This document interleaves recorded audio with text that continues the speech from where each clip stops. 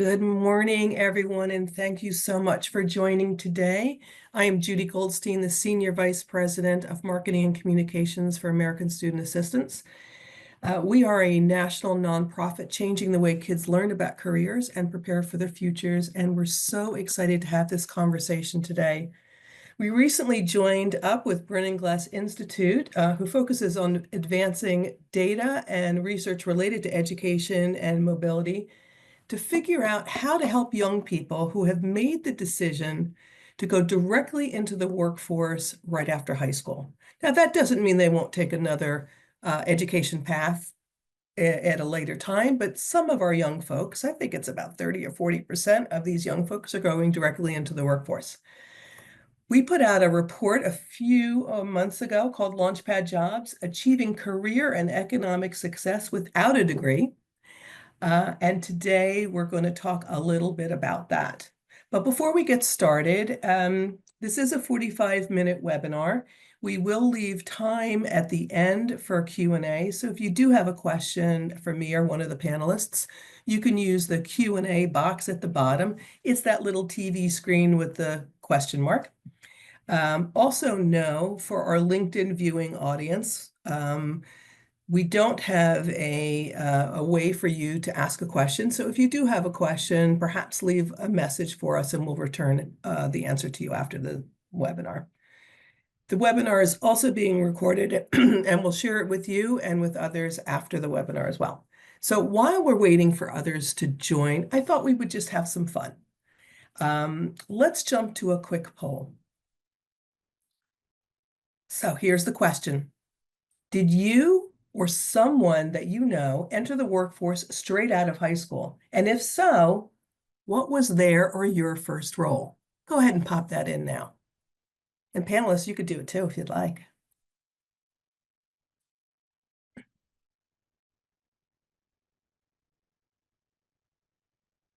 Okay, we're going to give everyone a few more minutes to answer that. Did you or someone you know enter the workforce immediately after high school? And if you did, what was your first job?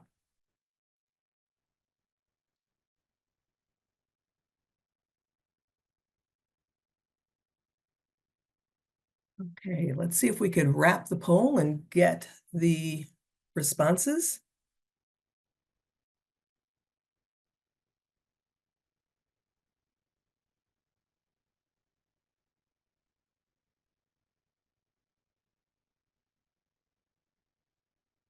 Okay.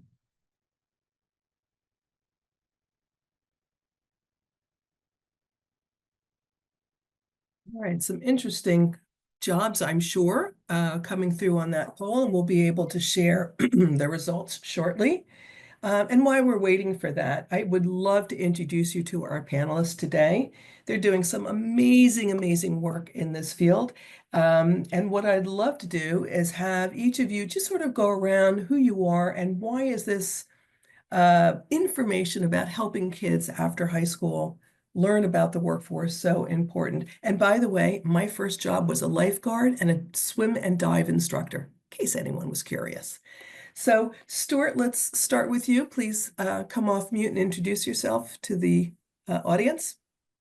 Hi, everyone. I am Stuart Andresen. I work at the Brennan Glass Institute. I'm the executive director for programs there, which we're a relatively young research institute, and I've got the really fun job of being the person that tries to work to translate the work that we're doing internally into guidance and real world impact, that we're able to use this to help people navigate their career and educational choices and work choices. So that's me. Judy, we've got something in common. My very first job was as a lifeguard. At the same time, I worked about half-time as a lifeguard and half-time in landscaping. Both really great experiences. I didn't go straight into the workforce, but definitely spent a lot of time early in my life doing things like that. So I'm excited for Outstanding. the conversation to come up. Yeah, welcome, Stuart. And Marie, let's turn to you. Hi, great to be here today. I'm Marie Garork. I'm a managing director at the Schultz Family Foundation. And at the Schultz Family Foundation, we believe in creating opportunity accessible to all with a real focus on young people ages 16 to 24. And very much like the conversation that we're having today, really thinking about those young people that are not on a linear path from high school to college to career, but may take a more circuitous route. And exactly as Judy said, may go to work, go to college for a little while, go back to work. And how do we create systems and programs to enable a more successful path in that regard as well? My first job was as a cashier at a supermarket. And I have to say that I loved that job. And I would come home every night and report on how many items I was able to scan a minute. And but yet there was some concern in my household and others that I liked the job a little bit too much because there wasn't necessarily a path of upward mobility from that job. I think that's what we're going to talk about a lot today as well. Not just how do you get a first job, but how do you get a first job that really puts you on a path to upward mobility. So thanks for having us today. Wonderful, wonderful. And audience, just so you know, the events team is putting in some links in the chat that reference things that we're talking about, whether it's a report or the organization or just some useful information. Chloe, let's turn to you. Welcome. Thank you, and thank you for having me. My name is Chloe Aspleaf. I am an inpatient pharmacy operations manager at an academic medical center in downtown Kansas City, Missouri, called University Health. And I'm here because I am one of those people who had benefited from a Launchpad job when I was younger. I started out as a pharmacy technician, and I'll get into my story a little bit later, but I'm firsthand experience of what these Launchpad jobs can mean and do for a career. So excited to be here and to support this work. And my first job was at a movie theater. So before I was a pharmacy technician, my very first job was at a movie theater and did a little bit of everything: cleaning, box office, concessions. So it was a fun job to meet some friends. I'm still friends with some of those people to this day. Or benefits to first jobs, right, than just pay.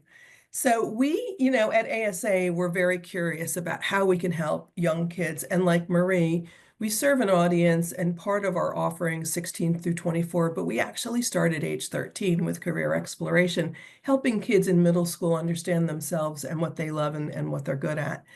Not necessarily asking them what they want to be when they grow up, but just moreover, what are you passionate about? But we were curious as we started working through some information on short-term credentials for young people. The research that we did showed that there are a very large portion of kids, and I believe the number is 37% of kids today are not going directly into a post-secondary education choice. They are experimenting and going right into the workforce. So we got curious. What do you think? And maybe we can just do a round robin here for the panelists. What do you think? And no fair, Stuart, because you know the answer to this. What do you think the number one criteria kids used to evaluate one job versus another? Chloe, what do you think it is?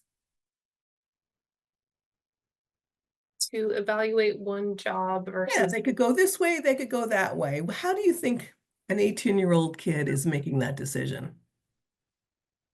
I mean, immediately my mind goes to pay, which job pays There you go. the most, and I'm going to go down that path. So that would be my guess. Okay, so just so you know, audience, I didn't prep her to say that, but that is the number one answer. Ding, ding, ding. When you ask young people today to evaluate one job, should I go work for CVS or should I go work for a bank? They're basing their decision on wage. This one's 25 an hour, this one's 26 an hour. Of course, I'm going to take the one that's 26 an hour. But what they don't realize is, as adults, sometimes we don't even realize this, what they don't realize is other criteria that they should be evaluating jobs on. And we're going to get to that and provide you with that information. But before we do, let's do a little background. Stuart, can you just talk a little bit about the thinking behind this joint report and what we learned? Yeah, absolutely. And I'm just going to start by saying that a lot of the things that we found in the work on Launchpad Jobs apply to every level of career decision and career navigation. And if you're working with students that are coming out of college and making similar decisions, I would say a lot of the things that we're talking about are things that are really relevant. And the analogy that I like to use is that a career is very similar to a game of chess. There's lots of different ways to win. There's lots of different ways to end up in certain places, but there's certainly what you can think, you open a chess book and you see that there are opening moves that really set you up for advantage. And that's what this work was all about. Um, Judy mentioned that we identified 73 occupations that young people can step right into that provide long-term career uh, advantages. Now, what do we mean by that? What we mean is that there are things that really matter. We heard that pay is the number one criteria that students and young people are using to make an early career choice, and that's still a really important one. That's one that we looked at.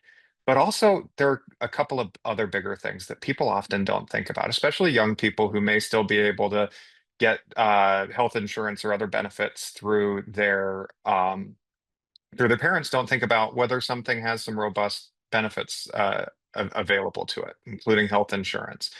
The others are, are there long-term kind of internal mobility?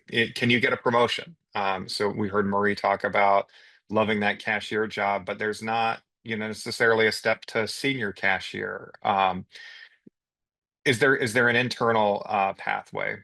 Another one that we think is really important is it something that's building skills and setting people up for long-term growth? You can think about the customer service skills that Marie did learn in that cashier job that apply in so many different settings today that weren't necessarily the things that were kind of immediately monetarily beneficial, but have certainly paid dividends throughout a career. So we wanted to look at those, and then finally we wanted to look at what types of uh, technological change and AI may or may not play a role in people's careers.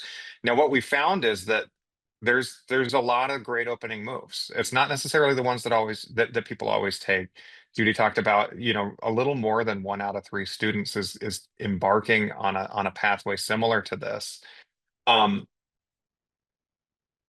when we look at those 73 jobs, there's 1.9 million openings for them today or in 2023. So, in kind of current state, we haven't seen kind of big fluctuations downward in that, but as we produce that work, there's a lot of openings in those, and we need to help people figure out ways to get to those roles, to understand what they need to do. Now, what do those launchpad jobs look like? They're things like electric utility workers, power line installers and repairers. It's even things like commercial driving, telecommunications installers, similar, aircraft mechanics, service mechanics, firefighters. So these are roles that are the types of things that require some really specialized skills and are going to require some additional training, things that you may be able to learn from the company hiring you to do them, but they're not necessarily things that are going to require a college degree. So we want to help make sure that people understand that those options are available, that they can step into them, and how they might get there. Um, the a little bit of discouraging factor, and one of the things that motivates us is that less than 1 in 10 young adults are in those roles now. So we need to get that better aligned. We need to get more young adults aligned to those things that are going to help push people forward, help get them into those careers. It does a couple of things. If you think about a lot of those jobs that I just talked about, they're also ones that we're worried about having too much of an aging workforce. Where are the workers going to be to do a lot of that work, to be our firefighters when we see retirements coming up? So our hope is that by highlighting that there are these opportunities and helping people understand that you want to invest in yourself early, take a long-term view, think about wage, but also think about the skills and resilience that a job builds for you over time, to be mobile, to invest in your long-term future, whether it's your healthcare or your retirement benefits. I wish that I'd thought a lot more about my retirement benefits when I was a bit younger, to set myself up for the future. This is all about setting yourself up for the future. Our thought is that we can help start to build playbooks that help young adults think about making those opening moves that set them up for long-term career success and long-term um, uh, uh, wealth building and really successful careers. So that's some of the work that we wanted to do. Our hope is that we can start to seed that into career navigation, into the types of training programs that'll get people right. And that's a really good segue into some of the work that ASA and Schultz is doing in trying to help kids make really good decisions after high school. One of the very clear indicators that the report led us to is that there's a lack of information, simple information for these young folks. And that goes beyond just the young folks. It's lack of information for their parents and their communities, the educators who are advising them. So there is, if you think about a young person in a high school setting, they're being advised, fill out the FAFSA form, 2-year, 4-year school. They're not necessarily being advised, and it's really a very difficult situation for those kids that decide that college is or a degree route is not for them. They're not being advised on what do I do if I just want to go to work or I need to go to work. So the report has a bunch of recommendations, and we do have it posted in the chat. I do highly recommend that you read it or take some time to skim at least the executive summary. One of the findings has to do with something that ASA is very near and is very near and dear to our hearts, and that is about getting kids involved while they're still in high school, getting kids involved with a work-based learning experience. So maybe, Stuart, I could just ask you a little bit to tell the audience a little bit about what that recommendation is. And then we have someone here that followed that path, and we're going to learn from her story in a few minutes. Yeah. So very, very briefly, think about all those learning experiences, and the more that we can integrate that into educational experiences. So we all talked about our first jobs, and they maybe were kind of things that we learned from, but maybe not directly involved in our educational experiences. Maybe they were.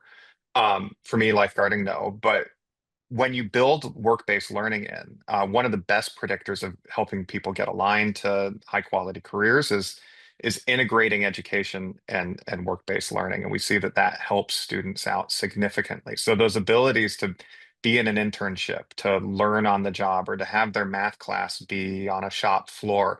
There's so many different varieties of ways that educational K-12 educational institutions are doing that. That helps make education real. It helps make the math class real. It helps make the history class real. That then helps also young people understand what careers look like. Often, young people don't know what they don't know. They know the jobs of the people around them. They know the jobs that they see in their community, but they don't know what the world of work looks like. Work-based learning helps open that up, and it's a great predictor of people stepping into a Launchpad job, into a long-term, highly mobile career.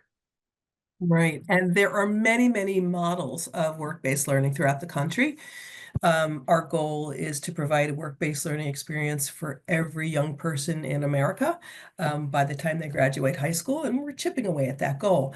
There's many programs like Big Picture Learning that promote leaving the classroom to learn, and there's others like the CAP networks that actually incorporate those work-based learning or project and profession-based learning within the class or the school schedule. Chloe, I'd love to turn to you. Please, I mean, you followed this path and look at you now. Absolutely amazing. Tell us your story. Well, thank you. That was very kind of you to say. Yeah, I'm here on the panel to tell a little bit about my story and my experiences with work-based learning in as early as high school. So I was a high school student in the Blue Valley School District, so that's located in Overland Park, Kansas. And I had the opportunity to get involved in the CAPS program. So CAPS stands for Center for Advanced Professional Studies. It was a relatively newer program. I think came to fruition around 2009, 2010. And I was able to get involved for 2 full years, my junior and senior year of high school. And CAPS is a career-based, profession-based learning program. It's essentially where you can explore different career paths, learning real-life skills, and also getting connections in the community. So there were lots of students who were doing semester-long projects for local companies, executing projects on their behalf, and essentially the local company was their client, and they got to work on these projects throughout the whole semester. And then CAPS also sets students up with internships, which I was a benefit of myself during my experience. So specifically at CAPS, for myself, when I started in junior year of high school, I had this inkling that I might be interested in, lab research, and specifically like cancer research. And so I wanted to explore that path a little bit more. And CAPS did set me up with an internship in a cancer research lab, actually, at a nearby medical center. And I was able to spend 6 months in that lab working on a real life cancer research initiative under guidance of mentors. And it was a great learning experience. I learned a lot about cancer research, but also more so about what it means to be a professional in the work environment, real life work environment. But I also learned through that experience that I perhaps don't want to be in a lab for the rest of my career, which I think is just as valuable as learning what you do want to do. And so I ended up shifting my focus more towards healthcare when I was a senior in high school. And I came across the pharmacy profession. I thought it aligned well with my strengths. But again, that real world experience was so valuable to me that I knew I wanted to seek that opportunity again. And so with the support of mentors and teachers at the CAPS program, I was able to get set up at a local community pharmacy. I got my pharmacy technician license, and again, spent basically my full final semester working in that pharmacy. And they ended up offering me a job after I graduated high school, and was able to extend my time there as well. And that was an experience that allowed me to feel comfortable with pursuing, post-secondary education in college, and majoring in a pharmacy program. And so I think CAPS a lot for just the connections that I met, as well as the internships and real world experience I was able to obtain. And as you can see now, I'm far beyond high school now, but the program, I still stay involved, and the program continues to give back to me, even as an alumni. Ever since then, I did end up going to the University of Kansas. I did major in pharmacy and graduated pharmacy school. After that, I actually relocated to Salt Lake City, Utah for a couple of years, and did a pharmacy residency program. So very similar to like a medical residency. I matched with a health system in Salt Lake. My first year was focused on patient care, and my second year was focused on pharmacy administration and leadership, and was able to learn how do I lead a pharmacy, how do I champion pharmacy services through that experience. And then after I graduated from my residency, I came back to Kansas City and have been an inpatient pharmacy operations manager here, and for about 2 years now. And how I describe my job is I help oversee the whole medication use process, from when we are purchasing drugs that come through our door, all the way to when it reaches the patient's bedside, and just making sure that that is a safe and efficient and accurate process. But I would say I have a strong emphasis on like drug shortage management, medication safety, pharmacy compliance, and overall just working with our residents and students that work here as well. So that's a little bit about, paying it forward, right? yeah. And then Right. I like to stay involved with CAPS as I can. And that's a little bit about myself and my story, and how being a pharmacy tech, which is considered a Launchpad career, kind of launched me into my career. I did end up getting education and getting college degrees, but it all started from the ground up as a pharmacy tech. Yeah, what I absolutely love, first of all, love CAPS Network, full disclosure, one of ASA's grantees, huge personal supporter of the work that they're doing. What I love so much about Chloe's story is not only does it touch on one, but it touches on two of the recommendations for the report. The first one obviously was about a work-based learning experience. And the second was that a Launchpad job is not, it could be the beginning, but it's not the end. So within the report, one of the recommendations is to advance, to go back for a certificate or another short-term credential or some other sort of education training, whether it's provided by an organization, which we'll talk about shortly, or whether it is, something that you seek from an institution. Another key and valuable piece of research. Maria, I'd like to switch to you because we've been talking about the importance of the first job, and I'd like to talk about the importance of the first company. But before we get there, we both know that the navigation marketplace is broken. We know that it is not sufficient the way it is today to serve all kids. And Schultz Family Foundation took one step into helping the world understand what's needed. Can you tell us a little bit about the research? And then we'll talk a little bit about Launchpad companies. Yeah, I'd be happy to. And thanks for that. And really thanks for Chloe for sharing your story. I think what we heard in her story was her aspirations, her dreams, and the ability for her to connect with her school and the school to connect with a program and with an employer that enabled her to have that level of exploration and experience that then set her on her path. And when we think about that, the impact of, I'd call that a functioning marketplace.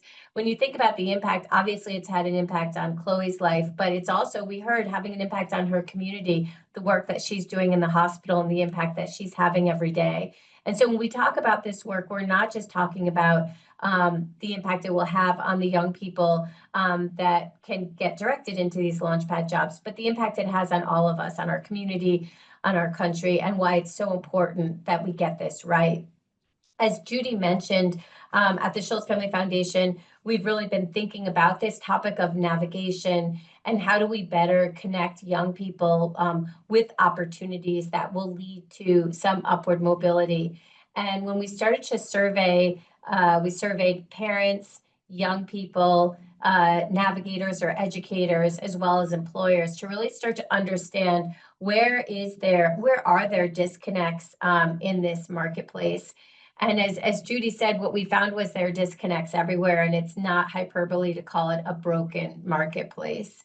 And in fact, there are expectations that each of those stakeholders have of the other that none are fulfilling. And so the result is not just limited guidance for most young people to help them understand what are their choices, especially coming out of high school or in their early 20s, but the navigators themselves often don't have up-to-date information or data to really understand where the opportunities are. So many of them are passionate about supporting young people and want to do the best for the young people that they're serving, but they literally just don't have the information. And oftentimes they're working off an old playbook. And while much of this has been true for a long time, it becomes that much more acute given how quickly the labor market is changing. And so if they were already working off a sort of old playbook, as the labor market begins to shift even more dramatically, how do we give navigators the most up-to-date information that they need? And what role do employers have, and what role can employers play in making better connections between high school and the world of work, whether it's signaling what skills they need or creating the kind of on-ramps that Chloe had. When I think of her story, I think about that employer that was willing to invest in young people and give young people an opportunity to explore. And that's what we're talking about in terms of a more functioning marketplace. Right, and that report is coming out soon. Yes. Next month, you should see all the data next month. So yeah, watch the URL Broken Marketplace, and Yeah. it'll be live soon. We can't wait to read that report. And if you're registered for the webinar, we will send you a copy of it when it comes out. Let's shift a little to the American Opportunity Index and your work around Launchpad Jobs. So it's not enough, right, for a young person to say, this is the career I want to pick. I've figured out the 5 criteria. This is the job. It's equally as important to figure out what company you should work for, right, Marie? Yeah, I think this is a really critical insight, and I'll take us back a few years. At the Schultz Family Foundation, we've long believed that a job can be transformative in a young person's life, and that's probably due to our DNA in our close connection with Starbucks. But we really do believe that connecting a young person with a job, again, can change their life. And so we really worked probably about 6 or 7 years ago. Our focus was, how do we connect more young people who are disconnected from work and school to a job? And we had 53 companies that had committed to hiring young people. And we set up the fairs and digital tools to better connect those companies with young people. And probably about 3 years into that, we decided to look at some data, and Burning Glass helped us do this. Look at some data to really understand, well, was that job transformative to a young person? What was the impact of connecting that young person with the employer? And what we found from that was that half went on to better paying jobs, that in fact it was a transformative experience for that young person. But half really just got stuck and churned in entry-level roles. And when we looked at the data more closely, what we found was really illuminating to us, which was it mattered where you worked, that it mattered which company you started at, and that was a key determinant of where you were 3 years later. And so this tagline of where you work matters is something that we're trying to infuse into the vernacular. I think, as Stuart said, we don't think of that often as adults, but even earlier in your career, it's that much more important. When we look at the difference, so we created, based on that experience, we've been working with Burning Glass for the last several years to really get under the data so that we can highlight for young people, for navigators, for parents, and for all of us to understand what are the best companies to work for, where if you go to that company, you're more likely to get ahead. And so if you go to AmericanOpportunityIndex.org, you can start to see some of that data. And I just want to give you a couple of statistics to really illuminate what we're talking about. So if you look at the companies that are in the top quartile around something called first jobs, that means that if you work there, you're more likely to get ahead, not just within that company, but that company has a reputation for training and developing their workers. So you're actually more likely to get hired into a better job once you leave that company. The difference is 340%. Like, this isn't just a small difference. That means that you're 340% more likely, when you're one of these top performing companies, to go into a better paying, a more advanced job once you leave that first job than if you're in a different, in one of the bottom performing companies. And so again, this really matters not only in the first couple of years, but in the course of your career. So really being thoughtful, again, not only about the jobs, but also about the companies. And I think when the work that you did, ASA did with Burning Glass came out, I was like, I think I was probably like, downloaded it and like put it under my pillow almost, because I was so excited to see it, because it feels to me that really understanding the power of the first job combined with the power of a company that invests and believes in the development of their employees, that is where there's magic. Now, can you imagine if we take both pieces of information and serve it up to young people in digestible bites? Wouldn't that be an amazing platform? Would be a dream come true, Judy. Yes. Great. Yes. We're going to work on that. Actually, Yes. we are working on that. Schultz is one of our partners. We are working very diligently with Jobs for the Future, JFF, and others to actually build a resource for young people so they can access this information the way that they filter information, not the way that we do by reading, a 30-page report. So look for something early spring 2026 from a coalition of partners trying to help. Marie, thank you so much. When we first met and I heard that you were doing the work of the companies, I was just so thrilled.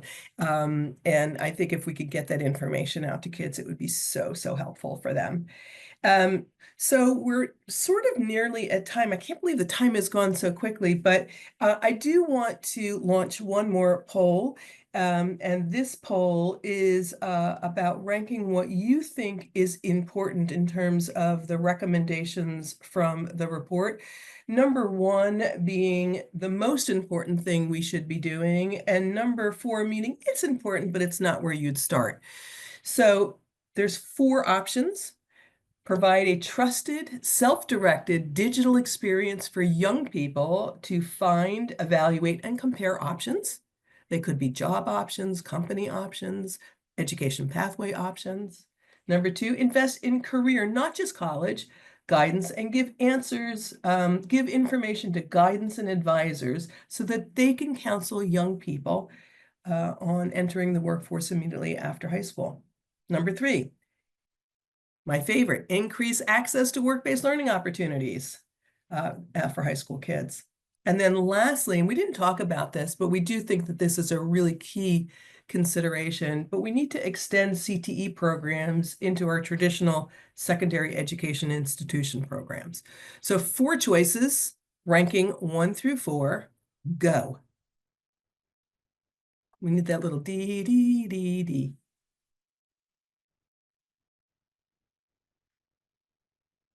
And while our audience is ranking that, there we go. Let's see. We have got everyone coming in. Wow, look at those results. So number 1, people think, maybe I influenced you. People think work-based learning, that's where we should start. I'm with you. If you're with me, send me an email. We'll get you signed up to be part of a coalition. CTE came in strong. Guidance, interesting. And then, of course, the self-directed experience, interesting. So I think people feel that hands-on experiences and programs within our school system are the most important things. We actually feel all 4 of these are important, and we're going to try to tackle all 4. Thank you. Just a reminder, if you have a question, I see some people posting things in Q&A. We're going to get to that in a second. If you'd like more information about the research that we've been talking about, you can go to ASA, and we'll go ahead and put that link to the report again. But before we go, let's just try to click on some of these questions. Let's see. How can a young person find out if an entry-level position is a Launchpad job versus one that doesn't lead to upward mobility? Can I ask you, Stuart, to answer that question? How can a young person find out if an entry-level position is a Launchpad job versus one that doesn't lead? Yeah, absolutely. I think there's a couple. First is let's make sure that we're sharing all of the information about what we see as promising pathways in Launchpad jobs. Just so broadly, the work that we've already done, the work that Schultz has done around Launchpad companies. Let's make sure that we get that out broadly to the world and think about that. Is this the type of pathway that we know tends to lead to mobility? And secondarily, are these the type of companies that do it? Those are really important pieces of information. It's not always the case. Then the other question that I think that everyone has to think about is not only does this set me up for what I need today, does this provide me enough pay that and benefits that I'm able to do what I need to today? But secondarily, is this going to help me on a pathway to where I'm going? Now, that could come in a couple of different ways. It's providing the relative work experience of where I want to eventually end up. The other is there a benefit that helps me invest in where I want to end up? So one example of a program like that is the is the Starbucks College program, where people may not work at Starbucks forever, but they can spend some time working at a Starbucks while they earn a degree. That helps them get to where they want to go. I think that thinking about qualitatively those types of questions and screening different opportunities, so this is the type of company that I feel like I'm going to learn from. Is my boss a mentor that's going to help me learn, as well as are these the types of pathways that tend to do that long term? And in the interim, while young people are exploring that, we do have the report. It does list the 73 Launchpad jobs, so you can find information there. And as I mentioned before, this information, along with Launchpad companies and hopefully all the information from the American Opportunity Index, will be rolled up into a free digital platform for young people, their parents, and communities, starting the beginning of next year. Chloe, we have a question coming in for you. What has been the most fulfilling part of your career journey? Excellent question. It's a great question. I was thinking about this when I first saw it. I would say from two perspectives. The first, I mean, from my own personal journey, it's been great to reflect on, where I've started and where I am now, and very proud of myself for being in a leadership position at a relatively young age and being able to, mentor others and, be a part of their journeys as they're going through pharmacy school and residency as well. So I guess giving back in that way. And then from the CAPS and work-based experience perspective, I have really loved how was a student. I was a part of the experience, and I'm still involved to this day and able to give back to the CAPS network now. And I think there's a lot of power in that, and that these work-based programs and these experiences, it doesn't just have to end after you graduate high school. Those people are now alum and can give back to the program in the way that they received that support. And that's what I have been doing. And it's been really fulfilling to do that. Awesome. Maria, I'm going to send this question your way. In addition to better supporting young people in decision-making when it comes to early career, are there 1 to 2 areas employers should be trained in to better support young people and to become a Launchpad company or opportunity? Yeah, that's a great question. I think that we broadly know a few things that employers can and should be doing. I think one is to make pathways clear, to be much more intentional about how they're developing their employees, and then giving them access to guideposts, especially for internal mobility, so that they understand where and how to move up. The other thing that we're doing in partnership with Burning Glass, because we actually want to have a much more precise answer to this question, is we're actually surveying all the people that are part of our American Opportunity Index, so the employees themselves, to get really great information from them about what are the 1 or 2 things employers did that put them on a path to success. And we should have that data available this fall, so keep your eye out for that. I'm sorry we didn't get to answer all of the questions in the queue. We have a minute, and I just want to really quickly do a lightning round and ask each of you one quick question. Stuart, what are the top 3 things outside of wage that a young person should be thinking about when considering career? Think about long-term resilience to technological change. Think about promotions. Think about mobility. Wonderful. And Marie, a similar question when kids are evaluating organizations or companies they want to work for? Yeah, so I think the most important thing is to talk to folks who work there, talk to the manager and understand whether or not they value you as a person and want to invest in you, as you're investing your time and skills in them. And that will give you a good indication of whether or not it's a place where you will be able to move ahead and grow and develop in your career. Good advice. And Chloe, what would you tell your younger self? One piece of advice. The piece of advice I would tell my younger self is, these non-traditional pathways can sometimes be scary or intimidating because they aren't the traditional thing to do. So, have the courage and confidence in yourself to say yes to new opportunities and try new things. Because it's in those challenging moments and challenging decisions where I think you grow the most and, ultimately you become a better version of yourself. So. Great advice. And thank you, panelists. Thank you so much for joining me here today. I can't believe how quickly this went by. And thanks to everyone who attended. We hope that there's one idea in here that you could take away to help bridge the gap in helping young people make informed decisions after high school. Thank you again for joining us.